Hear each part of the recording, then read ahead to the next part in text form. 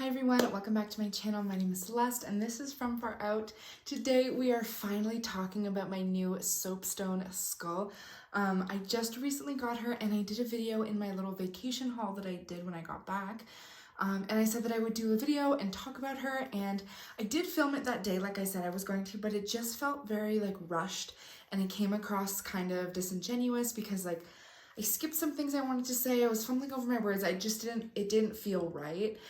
So thank you so much for being patient with me because I have now had the time to properly sit down with her in my usual space, not just the time that we spent together while I was on vacation with my friends and family. I've had time to sit down with her. I played with this deck and some other crystals that we'll talk about. So the deck that I use is called Earth Magic Oracle Cards by Stephen D. Farmer. I love this deck so much. It's got really beautiful artwork, and let me just show you an example of a photo here. So the back of the card is beautiful. Y'all know I love tree symbols, trees and things. And so the card will have the name of the card, just one word, and then it'll have one keyword or key inclination. And then it'll have a beautiful hand-drawn illustration. So I know that a lot of people either just like photos in their oracle cards, no words, or just having one word and not a keyword. But I really like it. Words are one of the best ways that I communicate. Obviously, everybody uses words to communicate, but I mean, I'm a very verbal person, and language and word choice means a lot to me. Because I like to write and I like to use mantras, so words are very important to me when I'm working with any kind of deck. Even tarot reading, I never really got into tarot itself because the way that you interpret tarot is from knowing this is Ace of Cups and what does that mean, and it's a little bit more numerical. And I know there's I forget what they're called, but the Empress and the Magician and the Star and all those things. There's those kinds of cards which are a bit more like oracle decks where they have one meaning. But I just I like switching it up, and I like having different ways to communicate. Anyways, that's not what this conversation is about. But so this is the oracle deck that I used, and I have 5 cards here that I used to talk about her. So let me introduce you a little bit to her specifically. So if you didn't watch my vacation haul, I got her at the Echoes of a Proud Nation Ganawage Powwow 30th anniversary. This is by Todd Longboat from Six Nations. He did this in 2018. He signed the bottom. Six Nations Reserve just outside of Toronto. She's made of soapstone and she's so gorgeous, probably 5 pounds. Her name now... So I'm going to do a video of all of my crystal skulls and sort of talk about how we work with skulls. This video is just going to be about her. This skull, and when I say her, oh my gosh, there's so much that I want to talk about. When I say her, I don't specifically mean to gender the skull. I don't specifically mean that every spirit that lives in the skull is going to be a female, because I'm using her. Gender and pronouns in general are just sort of placeholders for me. So when I talk about her in the general sense and I'm referring to this skull, her name is Katana, and that name just sort of showed up to me as I was working with her. It just sort of felt like she told me her name when I asked. And yeah, so it just sits right with me. However, using skulls, using any kind of skulls, I find they're ancestral placeholders. Some skulls are definitely very definitive, this specific spirit lives in this skull specifically to do this work with you or with whoever decides to work with that skull. And some, like Katana, sort of float between the worlds and act as a grounding piece for message and for spirit. And she sort of gives me warrior energy, firing through the fog. So on that note, let's move into these cards that I've pulled. So I find skulls bring us back to our earthly experience when they're carved in humanoid, obviously not anatomically correct all the time, but when they're intended to be human skulls, they bring us back to our grounding and our earth ancestors. So these real physical bodies that existed, that live within our genealogy, those ancestors. Ancestors can also refer to spirit ancestors or alien ancestors or other beings, star ancestors, things like that that are more energetic ancestors. But when I'm referring to ancestors within this particular skull and other human skulls, they act more as actual physical actual physical spirits, doesn't make sense, but like spirits who had an experience and want to share their experience. I find that a lot of the, like, they have a name, like master teachers or master spirits or something. They are things and spirits that had human experiences that shape future human experiences. So a lot of people refer to these master healers as people like Jesus and Buddha and these real people who existed in this earth solely for the purpose of sharing that master healing with the rest of the earthly experience.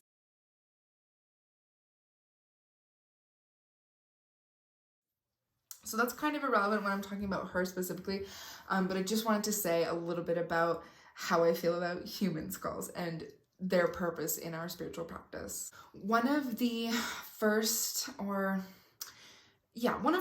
mantras that I like to work with when I am working with a skull and I'm trying to awaken a spirit within that skull, I'm trying to connect my spirit to that skull, or I'm just trying to like introduce the vibes with a skull. I use the mantra, I will always return, and I meditate on that for a while. I will always return has an ever-changing meaning, just as skulls have an ever-changing presence. I will always return sort of feels more, again, like that humanoid experience, returning again to share the love, to share the source, to share the knowledge, to change the world for the greater good. I know that sounds like a lot, just like having one little experience, but it really is true. Having those small relationships or small ceremonies will change the world for the greater good. So I will always return. I will always return to this experience. I will always return to source. I will always return to love. When we're talking about our ancestors, my biggest teaching regarding my ancestors is the 7 generations. So everything that I choose to do here today is going to affect my 7 generations after me. And so the 7 generations that are behind me, I am living their purest dream. I am the generation that is living up to all that they have set up for me behind me. So using a crystal skull to work with my ancestors kind of puts down an anchor to know that this is my physical experience that I am working on and working towards. But I also have a responsibility to let my spirit soar, to connect with the 7 generations behind me, to show my gratitude in this physical experience, and to connect with the 7 generations in front of me that it's my duty to protect and serve for. Protect and serve. I'm not a cop. Okay, so let's get into some of the cards that I pulled when speaking with or working with Katana today. So the first one that I pulled is lightning. This is our power. This is our source. And I think this is a perfect way. I pulled it using this danburite crystal. I think this is a perfect way to awaken a crystal skull, to invoke that power and invoke that spark to connect your spirit with theirs. I know that I'm like kind of holding her all rude, and I'm like, she, and like I'm putting my hands in her eyeballs. But invoking this power so that we can awaken. It's important to like genuinely do that and not just like assume that one day you're gonna wake up and your skull's sitting on your nightstand talking to you. You need to invoke the power from within you and from spirit around you. So that was the first place that we needed to go. And the way that I'm setting them up is, maybe I'll show you, but that's kind of a lot of work. But I really like grids. I really like converging lines of power. So the way that I have these set up is I have my skull in the center and the cards and stuff all around it. But this one particularly, this danburite was here, which is perfect for the crown chakra to be working and opening. And then invoking that power, that lightning from the spirit world. So that's how I have this laying down, and I'll show you how I have the rest of them laying down. The next card that I pulled is Ceremony for Invocation. This is a beautiful card. It has a woman who's creating a crystal grid, and she's got a light coming out from the top of her head, so entering spirit into that physical experience through the fire coming out from her hands. There's a snake spirit here. There's all kinds of different mystical beings surrounding her, and I think that is exactly what crystal skulls call us to do. They call us to commune with spirit, to bring spirit knowledge into the physical realm, into our physical bodies, so that we can spread it and share it. And I think that's a lot of what Katana has to do with, is calling those ancestors to remind me of what the work is that I need to do to protect my next 7 generations. When I think of my 7 generations, it's sort of hard to conceptualize my great times 6 granddaughter, you know, it's hard to conceptualize what her life would be, and making every decision thinking, okay, what's going to be the best decision for her, because I don't know that. But when I'm trying to conceptualize it and I'm trying to like truly do that work for my 7th generation, is just looking at my past self and communing with my childhood me, you know, that inner child self, and doing what would be best for her. So I know that we have these big dreams of we want to take care of the world, and we want to protect Earth and recycle and be environmentally friendly for our next 7 generations, and that is top tier priority, absolutely. But when it comes to daily decisions on happiness and on the way that you function in the world and the way that you interact with people, I always like to think of my inner self as my 7th generation, and what is going to be best for her. What action can I model for her? And I know that sometimes our inner self is a little bit difficult to deal with, and we have some traumas that come with it. So think about even just one generation, thinking about your child, whether you have one or not. What decision that you are going to make is going to be best for them? What action or work can you model to ensure that she is going to have, or they will have the tools to move forward in the best way possible? So having that ceremony and that invocation is a really great way to receive those messages from spirit when we sort of get a little fogged up and we're not really sure what the best decision would be. Our conscious mind doesn't always have the answers that our subconscious mind has access to through Akashic records and ancestral records. Next 2 cards that came out of the deck, I keep saying I picked, but I don't like go through and like hand pick these. I shuffle and I do the whole thing, and they just sort of fall out. The next 2 came together. This is fog and fire. So this was very interesting, the way that I have this set up. Okay, so ceremony is like over on her left side over here, and it has this anandalite crystal on top of it. I'll talk about anandalite in a minute. But these 2, fog and fire, are actually right underneath her. So these 2 cards for me sort of represent herself and what she's going through. So that inner child, what is that inner child going through, and how, like, these were the answers of my question in my invocation. How can I be best for my inner child? And when I first saw this, I was like, fog, that's not a good thing. That makes it, because it says veiled underneath, it makes me feel like I'm not fully connected to spirit. And what can I do to fully connect to spirit? So then I saw the fire card and having this passion and this man who's breathing that fire. And of course, y'all know me, that dragon energy came out, that breathing fire, using that inner fire to blow all of the fog away so that you can truly see clearly. And that was a beautiful message, and I sat with that a little bit. And it didn't feel like the right message. It felt like it was for somebody else. And if that message was for you, I am so happy that it resonated, if it really did resonate deeply. But when I continued to work with this message, I found something different that resonated a little bit more for me. So when I did this reading, I asked for collective message and personal message. So that one felt more collective message, so I hope it hit somebody. And this one felt more personal message. So when I read a little bit more, I used the guidebook, because this is probably like the 3rd or 4th time that I've used this deck. So I read a little bit more about fog, and it sort of talked, as you can see in the photo, the fog is just low clouds, and low clouds obviously are just like vaporized water, that water droplet that hasn't gained enough mass to create raindrops. And then it sort of felt a little bit different in opposition to the fire. Then it sort of felt like I was protected by this water around me, so that I don't have to have fear of invoking that fire. Because I've been feeling a little bit, anxious and fearful for a couple of things happening in the future and happened in the past. And sometimes I just kind of get scared when I'm talking to spirit. Like, I'm one of those people who's like afraid of ghosts, and like, that's just me. I'm a scaredy cat.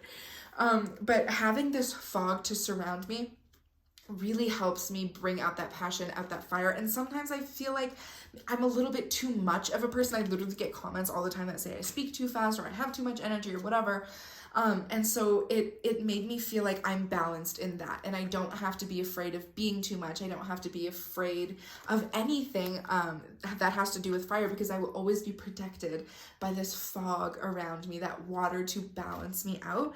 And it also felt like I was protected because the fog and that smoke is what is left after a fire. That is what is left covering the earth so that while she's in that vulnerable moment of that ash, that has like a little bit of an ember left in it, while she's still being protected, to release all of it. So that was the message that came through when we were talking right underneath the skull and representing what answers that we can look for to best care for our 7th generation and to best care for the ancestors that are coming through. Okay, and the last card that came through, I am so like, when things happen like this, it really is like, there's no space for doubt in this. I mean, there is space for doubt, but like in this moment, there is no space for doubt.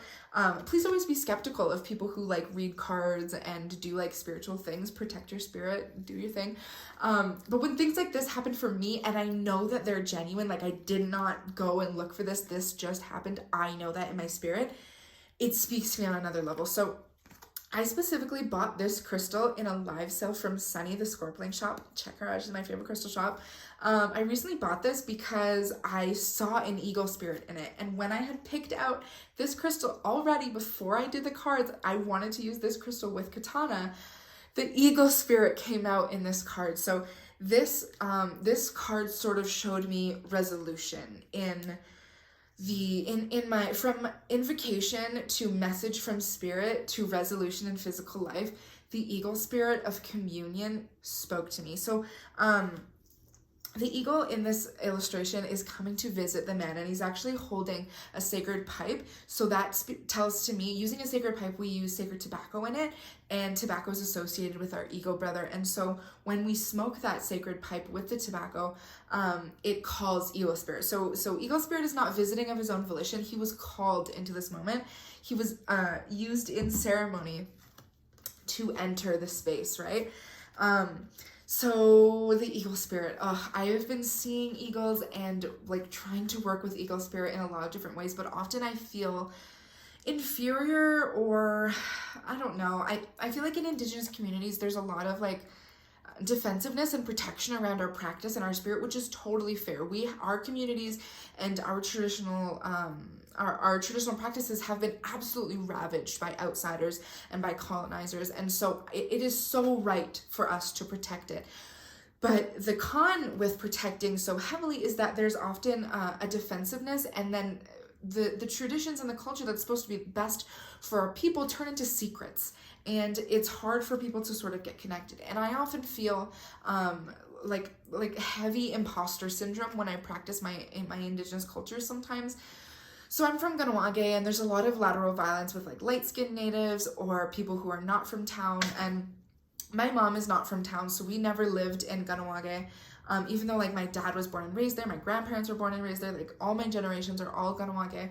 But because my mom is white, I'm half white, she was never really accepted, and I never really felt fully accepted by the community. To be honest with you, nobody has ever come up to me like, you're white, you shouldn't do that.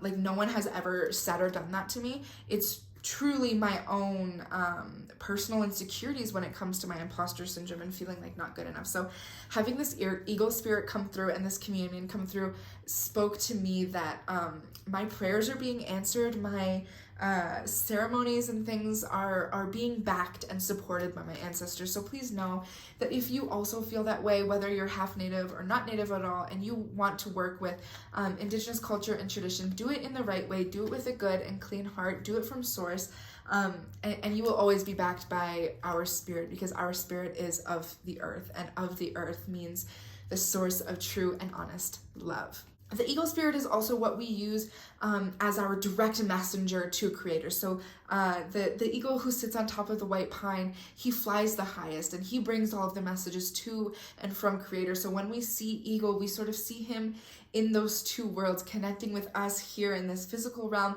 and going to creator to receive those messages and those teachings that need to be shared with us here on earth. And it is our jobs as Ungwehunwe, as people of the earth, to take care of the earth and to listen to those teachings and those messages and carry that medicine that he brings us. When we commune with source through the eagle spirit, we remove that judgment of me and you. So talking about crystal skulls, Katana in specific, she has been calling me to commune with nature and to commune with the natural world. That doesn't exclusively have to be like sitting in a field of grass and waiting for a bunny rabbit to come and whisper you sweet nothings. Communing with nature also means exclusively means communing with the natural world. And what is of the natural world is everything. So I know that sounds like a lot, but for me, it spoke to me in a way, in the way of saying, commune with your babies, commune with your next generation, commune with my children that I have.